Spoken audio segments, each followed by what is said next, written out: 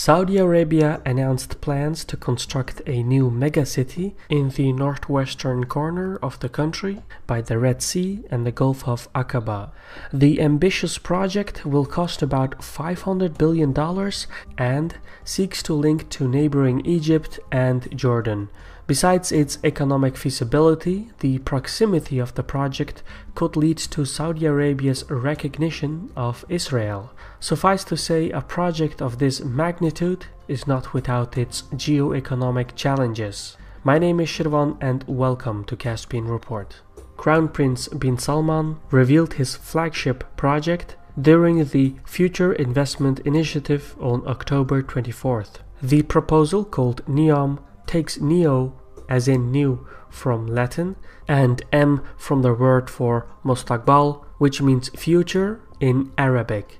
So the project literally translates to new future.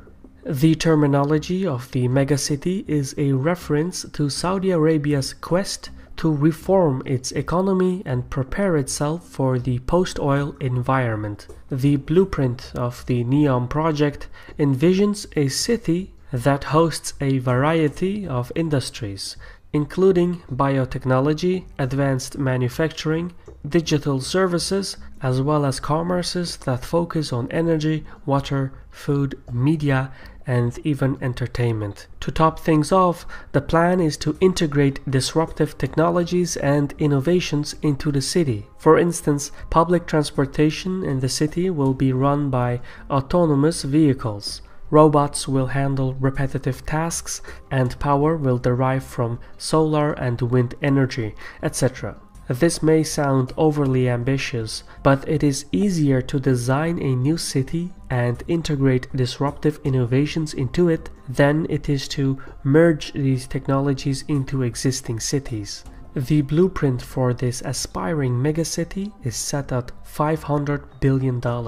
For Crown Prince bin Salman, the only way to acquire the necessary funds is to sell a part of Saudi Aramco and fill the treasury of the Public Investment Fund, which is Saudi Arabia's sovereign wealth fund. From there, the Saudis could finance the development of the megacity. Klaus Kleinfeld, the former CEO of Siemens AG and Alcoa, oversees the Saudi project. He will have to bring in private investors to fill in the remaining funds for the project. Already, the Japanese multinational SoftBank Group has agreed to buy a significant stake in the state-controlled Saudi electric company that will provide renewable energy for the new megacity.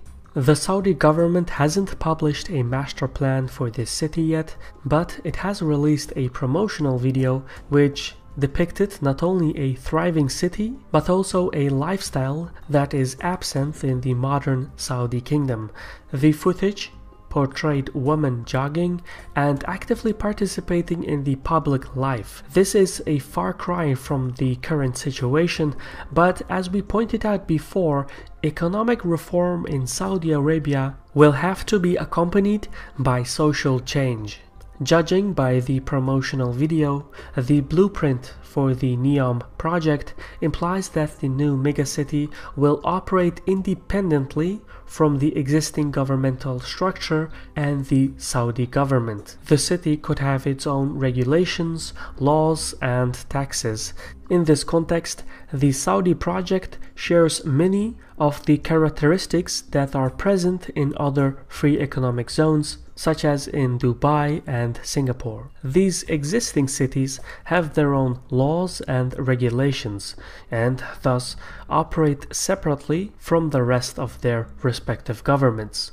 And just as Dubai and Singapore are located near strategic straits, so too does the NEOM project sit near global maritime choke points. About 10% of the world's trade passes through the Suez Canal and the Mandab Strait, located in Egypt and in between Yemen and Djibouti respectively. Developing a new industrial and financial megahub that borders a trade-active area carries substantial potential, but such a project is not without its challenges. The NEOM megacity is set at the entrance to the Gulf of Aqaba and seeks to connect to Egypt and Jordan across the Straits of Tiran, which is a narrow passage between the Sinai and Arabian peninsulas. Last year, Egypt accepted Saudi Arabia's sovereignty over the islands of Tiran and Sanafir that sit in the straits in exchange for billions of dollars in aid. However, connecting Egypt, Saudi Arabia, and Jordan will require the construction of a 10-kilometer bridge and causeway, which will allow the countries to carry rail and road traffic across the Straits of Tiran. However, the 1979 peace treaty between Egypt and Israel guarantees the latter's access to the Red Sea. An infrastructure project that crosses the Straits of Tiran would, therefore, violate Israel's access to the Red Sea under the United Nations Convention on the Law of the Sea. Israel has been firm in its stance towards the Straits of Tiran. In 1967, Egypt's closure of the straits to Israeli shipping was one of the reasons for the Six-Day War, meaning Israeli involvement in the NEOM project is critical for the success of the venture, and it's likely to result in Saudi Arabia's formal recognition of the State of Israel. For Israel, the NEOM project is of exceptional value. The Israeli high-speed railway project to Eilat, which is a port city by the Gulf of Aqaba, serves as an ideal complementary component of the Saudi megacity. By extending the NEOM project with the overland transshipment of the Eilat Railway, the Saudi project would appeal to global maritime trading powers such as China. Beijing already has outstanding relations with both Israel and Saudi Arabia and would therefore eagerly cooperate with both parties in the NEOM and the Eilat Railway projects.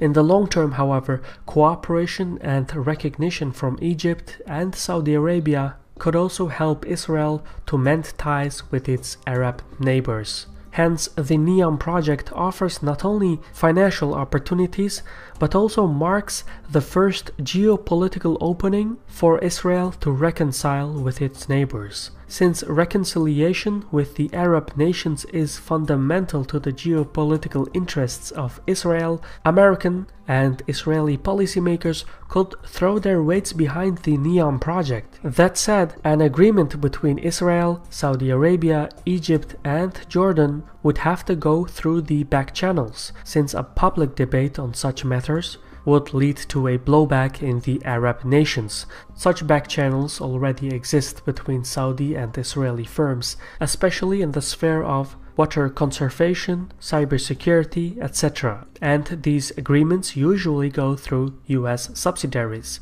That's also how a NEOM-related agreement to the Gulf of Aqaba and the Straits of Tiran will likely be reached. In essence, the NEOM project has no shortage of ambition. The Saudi government aims to complete the first stage of the megacity by the end of 2025, and it has already allocated more than 26,000 square kilometers for the development of the project. To put that in perspective, that is larger than the state of New Jersey, or slightly smaller than the nation of Belgium. If the project succeeds, it would propel Saudi Arabia into the post-oil era. It would also designate the country as one of the leaders in utilizing disruptive innovations in the development of new cities. However, as grand as the Saudi project is, there is no guarantee that any of this will go according to plan. Previous Saudi plans to create modern cities have all failed. For instance, in 2005, construction began on the King Abdullah Economic City, which lies around 100 kilometers north of Jeddah. Initially, the project had a budget of $100 billion and was expected to be completed by 2010. Today, however, construction is still ongoing and the project needs additional financial stimulants. So there is no guarantee that the new megacity will be any different from the previous Saudi projects. As such, the reception of the NEOM project has been met with mixed results. Some applaud bin Salman for boldly driving the kingdom towards reform, while others point to past failed attempts to overhaul the Saudi economy. Yet, regardless of its feasibility, the Saudi government has no choice but to try and find ways to move away from its dependency on energy revenues. The country must take advantage of its current financial resources to implement economic reform while it is still able to do so. As we have explained in an earlier report, Bin Salman's young age means that he will rule the country for the next decades. This means that unlike his predecessors, he cannot pass the necessary economic reforms to the next ruler. He has to find ways to create enough sustainable wealth to avoid social unrest. That is the primary purpose of the NEOM project. If the Crown Prince fails, the consequences will come back to haunt him. In this regard, Bin Salman will be the man who either makes or breaks the Saudi kingdom. So despite the tenability of the NEOM megacity, the Crown Prince believes it's a project worth pursuing. This was a Caspian report by me, Shirvan. For more geopolitical content, check out our playlists, and if you haven't yet subscribed to our channel, now would be a great time to do so. Just remember to click on the gray bell icon to enable future notifications of new videos. Also, I want to thank our top contributors on Patreon for making this report possible. They basically give us the means to keep making new content. The regular videos that we've been doing is the direct result of our crowdfunding. So if you want to be part of that, or if you're searching for additional perks, visit patreon.com/Caspian Report. For now, thank you for your time and Sahol.